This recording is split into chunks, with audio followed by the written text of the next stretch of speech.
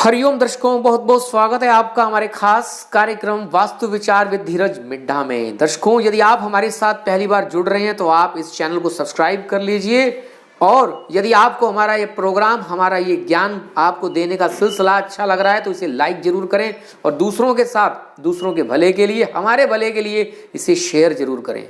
चलिए दर्शकों, आज के टॉपिक को जान लेते हैं। उससे पहले एक सूचना और भी दी जाती है यहाँ पर। यदि आपका कोई प्रश्न है वास्तु से संबंधित तो आप प्रश्न कमेंट में कर सकते हैं। आने वाली वीडियोस में आपको जरूर उसकी उत्तर आपको दिया जाएगा। आज भी वीडियो के अंत में एक प्रश्न का उत्तर देने का प्रयास किया जाएगा। चलिए दर्शकों, कार्यक्रम को आगे बढ़ाते हैं और बात करते हैं आज के मुद्दे की। आज की चर्चा का विषय है स्वास्थ्य और वास्तु। दर्शकों, काफी लोगों की समस्या आ रही है कि उनका स्वास्थ्य ठीक नहीं रहता है। दर्शकों, सबसे पहले मैं बार बार कहता हूं कि आप अपनी जन्म कुंडली का विश्लेषण कराएं। यदि आपको लगातार बीमारियां लगी रहती हैं, परेशानी लगी रहती हैं, स्वास्थ्य सुधर नहीं पाता, जैसा शारीरिक स्वास्थ्य आप चाहते हैं वैसा बन नहीं पाता, तो आपको पहले अपनी जन्म कुंडली दिखानी चाहिए। अब हम बात करेंगे वास्तु के कौन से ऐसे नियम हैं। यदि हम अपने घर में, अपनी दुकान, फैक्ट्री और आपका जो ऑफिस है, उनको मैं इसलिए बताने का प्रयास करता हूं क्योंकि घर ऐसा है जहां पर हम लगभग आधा समय व्यतीत करते हैं। दुकान, फैक्ट्री, ऑफिस ऐसा है जहां पर हम आधा समय व्यतीत करते हैं। तो जिस स्थान पर हम रहते हैं, जिस स्थान पर हम काम करते हैं, वहां की ऊर्जाएं हमें प्रभावित करती हैं। तो वास्तु का बड़ा महत्व है आपके स्वास्थ्य के लिए, क्योंकि कहते भी हैं कि पहला सुख निरोगी काया। ठीक है जी, पहला सुख निरोगी काया। तो स्वास्थ्य के लिए मैंने बताया आप अपनी जन्म कुंडली दिखाएं। उसके बाद आप अगर अपने वास्तु के माध्यम से आप स्वास्थ्य को इंप्रूव करना चाहते हैं तो स्वास्थ्य की दृष्टि से जो सबसे हमारा जो ज्योतिष है उसमें सूर्य देव को आत्मा का कारक माना गया है। सूर्य देव हमारे जर्नल स्वास्थ्य के कारक हैं। जिस व्यक्ति की जन्म कुंडली में सूर्य देव प्रभावित होते हैं उसे स्वास्थ्य का पूर्ण सुख नहीं मिल पाता, उसकी इम्यूनिटी सिस्टम कमजोर हो जाता है। खास तौर से हृदय पर इनका और बहुत ज्यादा अधिकार है।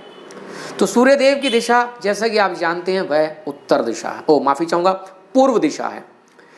पूर्व दिशा से सूर्य देव उदय होते हैं और पश्चिम में अस्त होते हैं।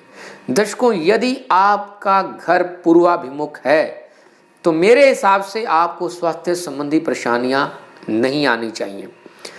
पूर्व दिशा में यदि कोई दोष हो जाता है, पूर्व दिशा बंद हो जाती है, सूर्य देव का प्रकाश जिन घरों में नहीं आ पाता है, वहां पर स्वास्थ्य से जुड़ी समस्याएं उत्पन्न होनी शुरू हो जाती हैं। यानी कि किसी भी तरीके से आपका स्वास्थ्य बिगड़ सकता है यदि सूर्य देव का प्रकाश आपको नहीं मिलता है। सूर्य देव का प्रकाश अपने आप में एक बहुत बड़ी ऊर्जा है, ऊर्जा का स्रोत ही सूर्य देव है। तो जब वह घर पर आपकी प्रवेश करती हैं वो किरणें सूर्य देव की, तो आपके घर में किसी भी प्रकार का यदि कोई नकारात्मक वास्तु दोष है तो उसका भी शमन हो जाता है। दर्शकों, सूर्य देव का प्रकाश आना बहुत जरूरी है। अब आपको एक बात और भी हम बताना चाहेंगे कि सूर्य देव हमें इतनी ऊर्जा प्रदान करते हैं कि हम अपनी जन्म कुंडली के सारे दोषों को भी निष्प्रभावी कर सकते हैं। दर्शकों, करना क्या होता है, सूर्यदेव की कृपा यदि आप प्राप्त करना चाहते हैं तो आपको अपने घर का जो आपका पूर्व की दिशा है उसे साफ सुथरा रखना है, उसे खुला रखना है, उसे नीचा रखना है। यानी कि साफ सुथरा रखेंगे, हल्का रखेंगे, नीचा रखेंगे और खुला रखेंगे। अगर ऐसी स्थिति नहीं बन पाती है तो ज्यादा से ज्यादा खिड़कियां और रोशनदान भी आप पूर्व दिशा की तरफ रखेंगे। दर्शकों, पूर्व दिशा हमारे लिए बहुत इंपॉर्टेंट दिशा है। इंसान का जो स्वास्थ्य है वो इसी दिशा पर टिका हुआ है। यदि आपको लगता है कि आपका घर अब पूर्वाभिमुख नहीं है, सूर्यदेव का प्रकाश नहीं आ पाता है, तो क्या करें? कोई ऐसी बात नहीं है। पूर्व दिशा में अगर आपने कोई सीढ़ी बना ली है, काफी बार हम टॉयलेट बना लेते हैं, बाथरूम बना लेते हैं। बाथरूम बनाया जा सकता है लेकिन टॉयलेट ना बनाएं तो ज़्यादा अच्छा है। टॉयलेट आप साउथ वेस्ट में रखें, नॉर्थ वेस्ट में रखें, उस वेस्टर्न पोजीशन की तरफ रखें तो चलेगा। पूर्व में ना बनाएं।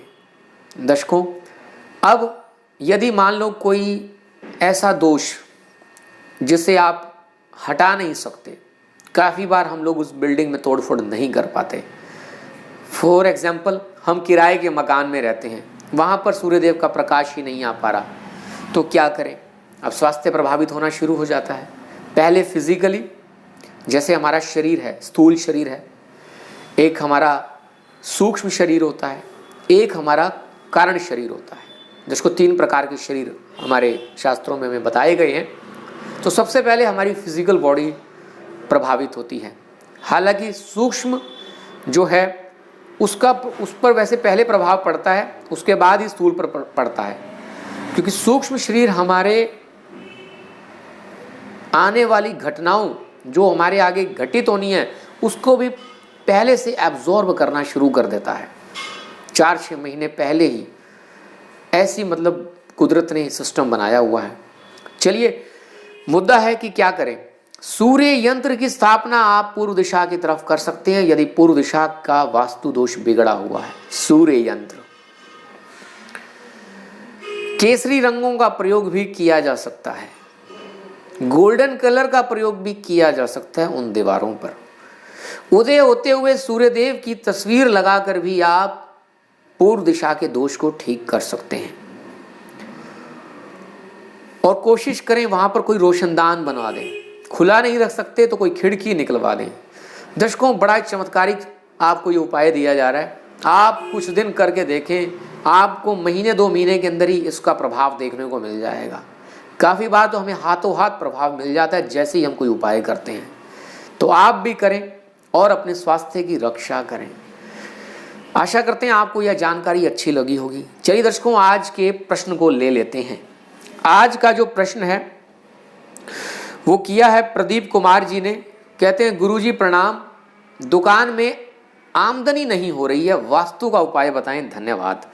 प्रदीप जी, आपने ये नहीं बताया कि आपकी जो दुकान है वह कौन से मुख की है, यानी कि किस दिशा को वह फेस करती है। कोई बात नहीं। दूसरा, आपकी आमदनी कम हो रही है तो सबसे पहले मैं कहता हूँ अपनी जन्म कुंडली का विश्लेषण कराएं। उसमें देखें कि आपकी जो दुकान है वह जिस चीज़ का आप काम करते हैं वह आपकी जन्म कुंडली के ग्रहों के अनुसार अनुकूल है या नहीं है। दर्शकों, काफ़ी बार हम लोग गलत कार्य का, व्यवसाय का चुनाव कर लेते हैं जो हमारे मन को तो भाता है, यानी कि चंद्र कुंडली से तो वह ठीक रहता है, लेकिन फिजिकल हमारे को वह सूटेबल नहीं होता, यानी कि जो हमें आमदनी चाहिए वह नहीं हो पाती। चलिए, पहले अपनी कुंडली दिखाएं, उसके बाद आप देखें कि आमदनी का रास्ता क्यों बंद हो गया है।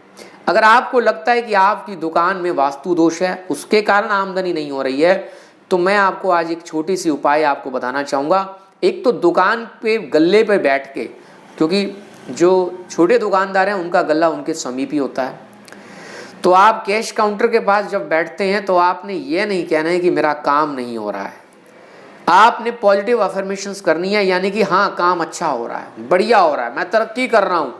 क्योंकि दर्शकों, आज मैं आपको एक छोटी सी बात बता दूं, क्योंकि हर स्थान पर एक वास्तु दोष होता, मतलब वास्तु पुरुष होते हैं और उनके मुंह से हमेशा तथास्तु तथास्तु तथास्तु यह शब्द निकलता है, यह ध्वनि निकलती है, यानी कि आप जैसा बोलते हैं वैसा ही घटित हो जाता है। तो आप सबसे पहला कार्य तो ये करें कि अपनी दुकान पर बैठकर कभी भी आपने यह नहीं कहना है। दर्शकों, ये सभी लोगों के लिए उपाय है। घर में है तो घर में कोई नेगेटिव बात नहीं कहनी है। दुकान पर बैठकर आपने यही कहना है कि मेरा काम बहुत अच्छे तरीके से चल रहा है, मेरा काम बहुत बढ़ रहा है, मैं प्रगति कर रहा हूं। तो वास्तु पुरुष भी कहेंगे तथास्तु तथास्तु, जिसके चलते आपका काम बढ़ना शुरू हो जाएगा। विशेष जानकारी के लिए मैं आपको यही कहूँगा कि आप जब भी प्रश्न करते हैं तो थोड़ा सा डिटेल में अपना प्रश्न करें, क्योंकि जब तक यहाँ डिटेल नहीं मिलेगी तब तक आपको और सटीक उपाय बताने में हम थोड़े से असक्षम हो जाते हैं। दूसरा क्या करना है आपने? दूसरा आपने ये करना है कि उस दुकान का जो नॉर्थ ईस्ट पोर्शन है या फिर जो ब्रह्म स्थान है, यह दोनों थोड़े से खाली कर दें आप। जैसे ही नॉर्थ ईस्ट खाली होगा और आपका यह ब्रह्म स्थान, इस पर अगर कोई वजन है यह खाली होगा, आपको वास्तु का बैलेंस होना शुरू हो जाएगा। किसी भी प्रकार का दोष होता है ना दर्शकों, तो अगर हम नॉर्थ ईस्ट को जो ब्रह्म स्थान है इसको अगर वैकेंट कर देते हैं, खाली कर देते हैं, तो हमारा यह जो दोष है वास्तु का, किसी भी प्रकार का दोष है, वह बैलेंस होना शुरू हो जाता है। तो चलिए दर्शकों, आशा करते हैं आपको यह जानकारी पसंद आई होगी। दूसरों के कल्याण के लिए, हमारे कल्याण के लिए कोशिश करें कि इस वीडियो को अधिक से अधिक शेयर करें। हरिओम हरिओम हरिओम।